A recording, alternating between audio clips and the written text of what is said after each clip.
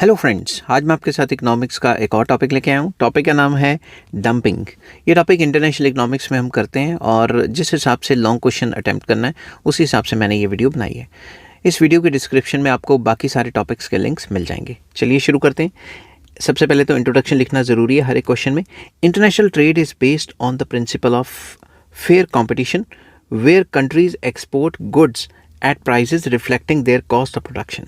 International trade जो है वो फेयर कंपटीशन पे बेस्ड होना चाहिए, जहाँ पे जितनी कॉस्टिंग है उससे हल्का सा ऊपर रख के सामान बेचा जाए। However sometimes firms sell goods in markets at very low prices, even lower than cost of production or lower than the price in the domestic market. कुछ सिचुएशंस ऐसी आ जाती हैं जिसमें कुछ शरारती कंट्रीज़ अपना सामान डंप करने के लिए, दूसरों की मार्केट को ख़राब करने के लिए अपना सामान कॉस्टिंग से भी नीचे बेचते हैं या फिर उस कंट्री में जो प्राइस चल रहा है उससे भी नीचे बेचते हैं। अब ये सुनते ही आपके दिमाग में चाइना आ गया होगा, समझ गए बात? वो तो है ही है। This practice is known as dumping. इस प्रैक्टिस को डंपिंग कहा जाता है, जिसमें आप एक दूसरी कंट्री में जाके अपने कॉस्टिंग से भी सस्ता सामान बेच रहे हैं ताकि उनकी कंट्री में जितनी भी इंडस्ट्रीज़ हैं वो तबाह हो जाएं।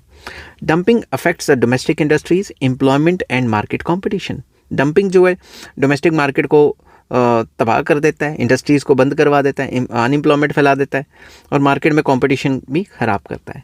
Therefore it has become an important issue in the international economics and trade policy. काफ़ी इंपॉर्टेंट टॉपिक है ये और काफ़ी इंपॉर्टेंट इशू है जो कि हम इग्नोर नहीं कर सकते। डेफिनेशंस क्या है डंपिंग की? अकॉर्डिंग टू जैकब वाइनर, जिन्होंने टर्म्स ऑफ ट्रेड भी दिए थे, dumping occurs when a product is sold in a foreign market at a price lower then in the home market. अब फॉरेन मार्केट में वो जो प्राइस बेच रहे हैं वो डोमेस्टिक मार्केट से भी सस्ता है। चाइना जो अपना रेट अपने घर में जो सामान बेचता है उस रेट से भी सस्ते रेट पे अगर इंडिया में या किसी और कंट्री में बेचता है तो उसे डंपिंग कहते हैं, ऐसा जैकब वाइनर का मानना था। According to WTO, dumping takes place when the export prices of a product is less than normal value of the product in the exporting country. Exporting country में जो उस चीज़ की वैल्यू है उससे भी काफ़ी सस्ते में बेच रहा है तो उसे WTO के हिसाब से डंपिंग कहा जाता है। After going through above definitions we can conclude that dumping refers to a situation in which a firm or country exports a product at a price lower than its normal value. अगर आप उस चीज़ की value से भी सस्ता उसको बेच रहे हो तो उसे डंपिंग कहा जाएगा किसी और कंट्री में। समझ की बात? Dumping is generally done to capture foreign markets, eliminate competitors और dispose of surplus production. Dumping ज़्यादातर की जाती है कि किसी और कंट्री में जाके उस मार्केट की बैंड बजा दो या फिर कंपटीशन ख़त्म कर दो या अपना जो सरप्लस माल बनाया हुआ है उसको किसी ना किसी कंट्री में जाके सस्ते में बेच दो। डंपिंग के कुछ टाइप्स हैं। सबसे पहला आ जाता है sporadic dumping. Very important. Sporadic dumping occurs occasionally to dispose of excess stock without disturbing the domestic market.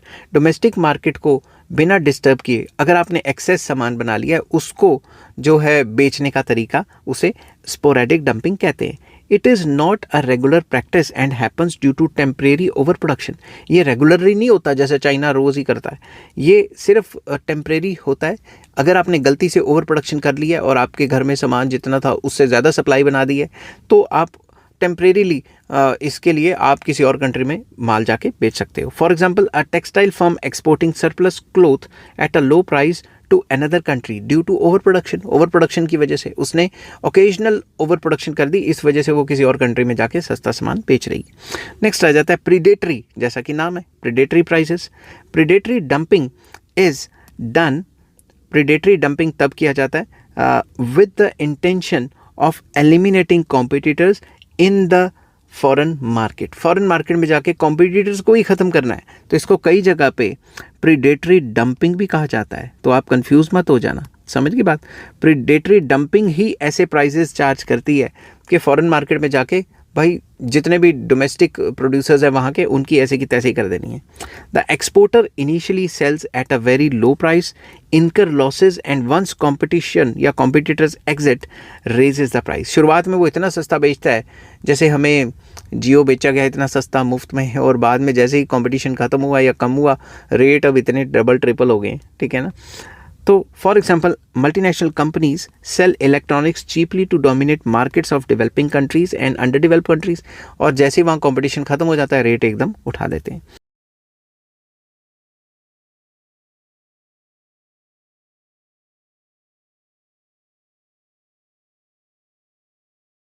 Next आ जाता है persistent dumping, very important. Persistent dumping occurs when goods are continuously sold at lower prices in foreign markets due to difference in the demand elasticity between domestic and foreign markets. Domestic and foreign markets में जो elasticity of demand है वो अलग अलग है, इस वजह से लगातार सस्ते रेट पे सामान बेचा जा रहा है फॉरेन मार्केट में जाके. For example pharmaceutical products sold cheaper in developing countries than develop countries. Develop countries में महंगे बिकते हैं फार्मास्यूटिकल और जो बाकी हैं वहाँ पे सस्ते बिकते हैं. ठीक है, तो फार्मास्यूटिकल प्रोडक्ट्स जो हैं चीपर रेट्स पे डेवलपिंग कंट्रीज में, अब इंडिया है डेवलपिंग कंट्रीज में सस्ते रेट पे बेचेगा, अमेरिका में वही फार्मास्यूटिकल महंगे रेट पे बेचेगा परसिस्टेंटली. ठीक है, नेक्स्ट आ जाता है रिवर्स डंपिंग. रिवर्स डंपिंग क्या है? Reverse dumping occurs when the export price is higher than the domestic price due to higher demand in foreign markets. Foreign markets में डिमांड हाई है, इस वजह से जो एक्सपोर्ट प्राइस है वो ज़्यादा रहेगा और जो डोमेस्टिक प्राइस है वो कम रहेगा. फॉर एग्जांपल कई कंट्रीज़ अपने कंट्री में तो सस्ता सामान बेचनी है, किसी और जगह जाता है तो वो महंगे प्राइस पे जाता है. For example essential medicine sold at higher prices abroad during shortages. जब भी शॉर्टेज होती है तो इंडिया में पैरासीटामोल की अगर पत्ता लेते हैं वो तो सस्ता है, मगर बाहर जाते हो तो वो महंगा हो जाता है. नेक्स्ट आ जाता है social dumping. Social dumping involves exporting goods produced under low labor standards, या low wages और poor working conditions leading to cheaper exports. जैसे कहा जाता है कि भाई चाइना में जो है सोशल डंपिंग हो रही है, या फिर ये जो वियतनाम वगैरह है यहाँ पे वो ब्रांडेड चीज़ें इतनी सस्ती बनती हैं, या फिर जो ये जो आपके जो ज्वेलरी के अंदर स्टोन्स वगैरह हैं इनको निकाला जाता है अफ्रीका में किस तरीके से और बाद में यूरोपियन कंट्रीज़ में किस तरीके से बेचा जाता है, तो उसको हम सोशल डंपिंग भी कहते हैं. ठीक है, for example garments produced using low paid labour and exported to developing countries. जितने भी गारमेंट्स वगैरह बांग्लादेश या कहीं वियतनाम वगैरह वगैरह वहाँ पे लो वेजेस में लेबरर्स को एक तरह का बंधुआ मजदूर बना के जो है बॉन्डेड लेबर बना के काम करके उनको हल्के से पैसे दे देते हैं और वही महंगे महंगे कपड़े जाके किसी और कंट्री में बिकते हैं. नेक्स्ट आ जाता है environment dumping. Environmental dumping occurs when the firms export goods produced by ignoring environmental regulations, reducing cost and price. Basically chemicals का छिड़काव करके अगर आपने कोई चीज़ बनाई है या केमिकल्स के थ्रू कोई चीज़ बनाई है तो मतलब जो किसी और कंट्री में रिस्ट्रिक्टेड है मगर हमने उस तरीके से बना ली हुई है.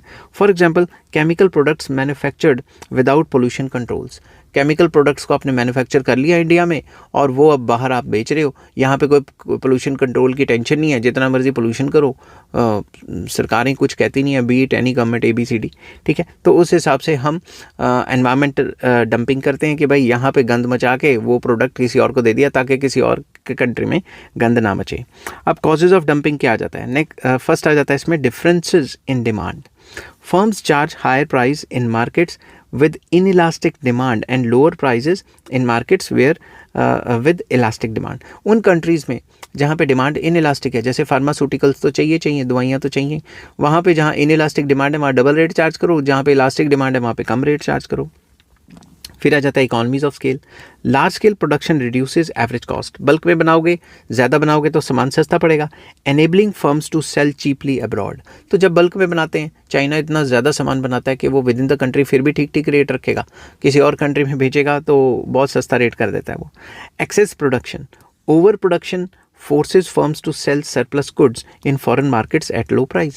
अगर ज़रूरत से ज़्यादा सामान बना देगा कोई भी फर्म या कोई भी कंट्री तो उसको डिस्पोज ऑफ करने के लिए किसी और कंट्री में बेचेगा सस्ता, तभी तो वो बिकेगा ना, नहीं तो पड़ा ख़राब हो जाएगा. Government subsidies reduce production cost allowing exporters to dump goods abroad. सरकार की सब्सिडीज़ भी तो एक वजह है ना जिसकी वजह से डंपिंग होती है. अगर सरकार सब्सिडीज़ ही नहीं देगी तो फिर तो डंपिंग कैसे कर पाएंगे, डंपिंग नहीं कर पाएंगे. ठीक है, तो नेक्स्ट आ जाता है desire to capture foreign markets. अगर किसी भी कंट्री की जैसे चाइना की डिज़ायर है कि भाई फॉरेन मार्केट्स को कैप्चर करना है, इस चक्कर में भी हो जाता है. Firms dump goods to establish brand presence and long term market control. Long term में मार्केट को कंट्रोल करना चाहती है और कंपटीशन को ख़त्म करना चाहती है. नेक्स्ट आ जाता है cyclical fluctuations. During economic downturns firm dump goods to maintain production levels को मेंटेन करने के लिए अपने कंट्री में। जैसे मान लो चाइना में रिसेशन आ गया एग्जांपल के तौर पे, अगर रिसेशन आ गया मगर माल उन्होंने बल्क में बना दिया तो कहीं ना कहीं तो फेंकेंगे ही ना जाके। तो सिक्लिकल फ्लक्चुएशंस की वजह से भी डंपिंग आती है। इफेक्ट्स क्या है डंपिंग के? बहुत आसान है। इफेक्ट्स ऑन इंपोर्टिंग कंट्री को एडवांटेजेस भी है, उसके कंज्यूमर्स को चीप गुड्स मिल रहे हैं, सस्ते गुड्स, इससे कंज्यूमर की वेलफेयर बढ़ती है क्योंकि उसको सस्ते में अच्छा सामान है। मगर डिसएडवांटेजेस क्या है? डोमेस्टिक इंडस्ट्रीज सफ़र लॉसेस, उनका बैंड बज जाता है, उनका माल ही नहीं बिकता। अगर वो बंद हो जाएंगी तो अनएम्प्लॉयमेंट होगी, समझ की बात। उसके बाद स्मॉल फर्म्स में शट डाउन, जो छोटी छोटी फर्म्स हैं वो तो बंद ही हो जाएंगी, वो कहेंगी हमारा तो अब कोई काम ही नहीं है, माल ही नहीं बिक रहा। लॉन्ग टर्म मोनोपोली में डेवलप, लॉन्ग टर्म में वो कंपनियों की मोनोपोली हो जाएगी और वो प्राइसेस बाद में बढ़ा देंगे। अब आ जाता है एक्सपोर्टिंग कंट्री पे क्या इफेक्ट होता है। शॉर्ट टर्म मार्केट एक्सपेंशन, उनके पास एक मौका है, शॉर्ट टर्म में वो मार्केट को एक्सपेंड कर सकते हैं। Possible losses due to selling below cost बेचेंगे तो उनको शुरुआत में तो लॉसेज होगा मगर लॉन्ग टर्म में वो प्रॉफिट कमाए जाएंगे। ट्रेड रेटलिएशन एंड पेनल्टीज लग सकती हैं उनके ऊपर कि भाई अगर तुम अपना सामान यहाँ बेच रहे हो, हम भी तुम्हारे सामान के ऊपर रिस्ट्रिक्शन लगा देंगे और तुम्हारे कंट्री में भी जाके डंपिंग कर सकते हैं। डैमेज टू इंटरनेशनल रेपुटेशन भी स्टेक पे लगी होती है कि भाई देखो ये कंट्री क्या कर रही है दूसरे कंट्री में जाके, ठीक है। जैसे चाइना का एक रेपुटेशन बन गया हुआ है। डंपिंग अब कंक्लूड करते हैं। Dumping is significant issue in international economics as it affects the international fairness, जो ट्रेड में जो फेयरनेस आती है उसको इम्पैक्ट करती है। इंडस्ट्रियल ग्रोथ एंड एम्प्लॉयमेंट, इन सारी चीज़ों को इम्पैक्ट करती है, असर डालती है। While dumping may benefit consumers in the short run, it can harm domestic industries and distort market competition in the long run. Short term के लिए तो चलो कंज्यूमर को फायदा हो गया, सस्ता माल मिल गया, वैरायटी मिल गई। लॉन्ग टर्म में उन्हीं कंज्यूमर्स को नौकरी से निकाल दिया जाएगा जहां वो जॉब करते हैं। Therefore international institutions like the WTO permit regulated anti dumping measures to maintain fair trade. तो WTO भी अलाउ करती है कि फेयर ट्रेड को मेंटेन करने के लिए एंटी डंपिंग मेजर, जो tariffs and non tariff barriers हैं, वो लगाए जाने चाहिए।